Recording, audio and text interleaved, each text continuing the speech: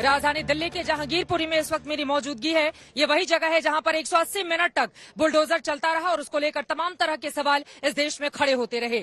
राहुल गांधी की ओर से संविधान के मूल्यों के खिलाफ इसे बताया गया है, तो वहीं बीजेपी सरकार कह रही है कि दरअसल कानून संबद्ध ये कार्रवाई हुई है। इन सबके बीच आपको बताते चले, सुप्रीम कोर्ट का ऑर्डर आने के बावजूद जब यहाँ पर बुलडोजर चलता रहा तो बहुत सारे सवाल खड़े हुए। हालांकि बार बार एमसीडी की ओर से यही कहा जा रहा है कि दरअसल बुलडोजर की कार्रवाई सिर्फ उन लोगों के खिलाफ की गई है जिन्होंने जमीन पर अवैध तरीके से अतिक्रमण करके रखा हुआ था। यहाँ की तस्वीरें आपको दिखाना चाहेंगे। ये पूरा का पूरा हिस्सा आपको बताते चले, आगे तक अगर आप देखेंगे तो आगे का जितना भी हिस्सा था जो अवैध तरीके से अतिक्रमण किया गया था वहां पर यह कार्रवाई हुई है। हालांकि सीधे थोड़ा सा आगे जाने पर आपको एक मस्जिद दिखाई देगी। मस्जिद के आगे जो चबूतरा बना हुआ था उसको अवैध अतिक्रमण बताते हुए उस चबूतरे को तोड़ दिया गया और उसी से कुछ कदम आगे मंदिर था, वहां तक जब बुलडोजर पहुंचा तब तक सुप्रीम कोर्ट का ऑर्डर आ चुका था और वहां की कार्रवाई को, अवैध अतिक्रमण को रोक दिया गया, जिसको लेकर बहुत सारे सवाल यहां पर हैं। एक बार पीछे की तस्वीरें आपको दिखाएंगे। सुरक्षा के बेहद कड़े इंतजाम यहां पर किए गए हैं। आपको बताते चले, स्थिति चूंकि संवेदनशील यहां पर बनी हुई है। 16 अप्रैल को जिस तरह के दंगे जहांगीरपुरी में भड़के हुए थे, उसके बाद स्थिति दोबारा से खराब नहीं हो जाए उसके मद्देनजर यहां पर कड़ी कार्रवाई के तहत सभी को न सिर्फ निर्देशित किया गया है बल्कि चप्पे चप्पे पर पुलिस बल की तैनाती भी की गई है। 5 ऐसे आरोपी हैं दिल्ली दंगों के जिनके खिलाफ रासुका के तहत अब केस चलेगा। लेकिन इन सब के बीच बड़ा सवाल ये खड़ा हो रहा है कि जिन लोगों के घरों के आगे बुलडोजर चलाए गए हैं, क्या दिल्ली दंगों का आरोपी भी उसमें शामिल है? क्योंकि कहा जा रहा है कि अभी तक अवैध अतिक्रमण के खिलाफ ये कार्रवाई हुई है, लेकिन जिन 25 लोगों की हुई है गिरफ्तारी, उनके खिलाफ अब तक ये बुलडोजर नहीं चले हैं। तो आगे आने वाले वक्त में क्या ये माना जा सकता है कि सरकार की ओर से उनके घरों पर भी चलाया जाएगा बुलडोजर? सुप्रीम कोर्ट की ओर से कल क्या आदेशित किया जाता है, क्योंकि कल 11:15 बजे तक के लिए फिलहाल यथास्थिति बनाए रखने के निर्देश दिए गए हैं।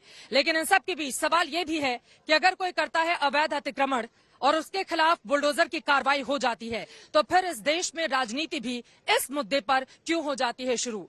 इर्द गिर्द इन्हीं सवालों के दंगल में हम चर्चा करने वाले हैं, लेकिन उसके पहले ये रिपोर्ट देखिए।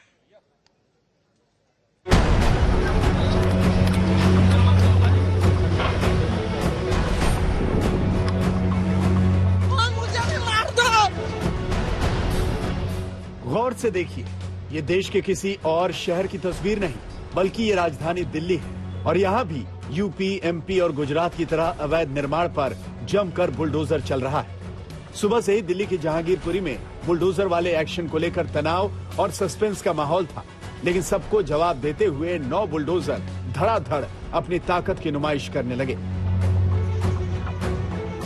करीब 180 मिनट तक अतिक्रमण के खिलाफ बुलडोजर एमसीडी के आदेश का पालन करते रहे, लेकिन वो कहते हैं ना कि हर क्रिया की एक प्रतिक्रिया भी होती है। कुछ प्रतिक्रिया वहाँ के स्थानीय लोगों ने प्रत्यक्ष तौर पर दिखाई तो कुछ ने परोक्ष रूप से सियासी गलियों में अपना रिएक्शन दिया।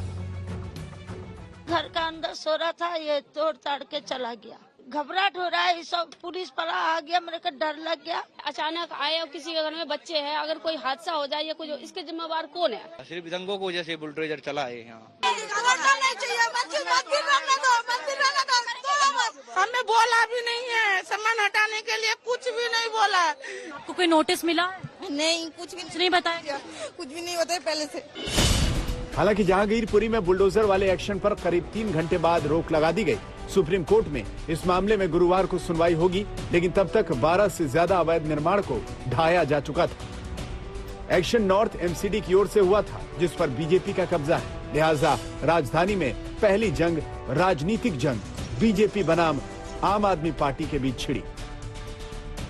धर्म की आड़ में जमीन पे इलीगल कब्जा तो नहीं करा सकते। क्या आम आदमी पार्टी ने रोहिंग्याज को ओखला से लेके जहांगीरपुरी तक जमीन पर इलीगल कब्जे नहीं करवाए? ये एक बड़ा प्रश्न है और इसकी जांच होनी चाहिए, कड़ी जांच होनी चाहिए, निष्पक्ष जांच होनी चाहिए। अगर भारत देश में दंगे रोकने हैं तो भारतीय जनता पार्टी के हेडक्वार्टर्स पे, उनके मुख्यालय पर बुलडोजर चलाइए। हम गारंटी देते हैं कि अगर भाजपा के मुख्यालय पे बुलडोजर चलेगा तो दंगे रुक जाएंगे।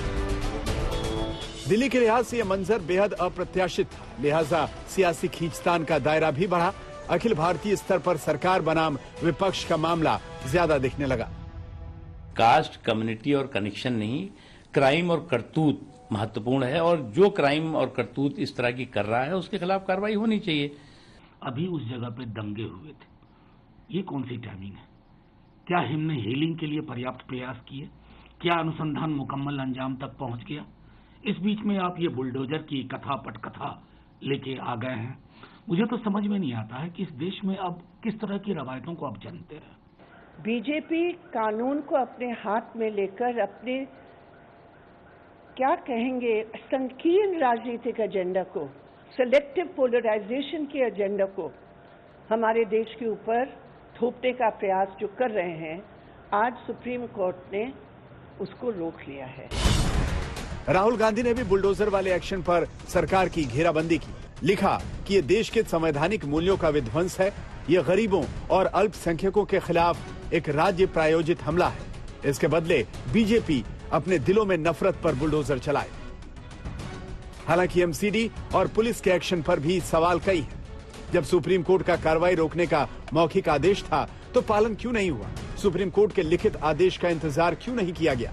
लोगों की माने तो उन्हें पहले से कोई जानकारी या नोटिस क्यों नहीं दिया गया?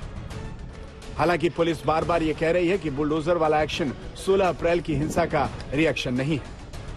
अरविंद ओझा, अंजना ओम कश्यप, अर्पिता आर्या के साथ शुभंकर मिश्रा, दिल्ली आज तक।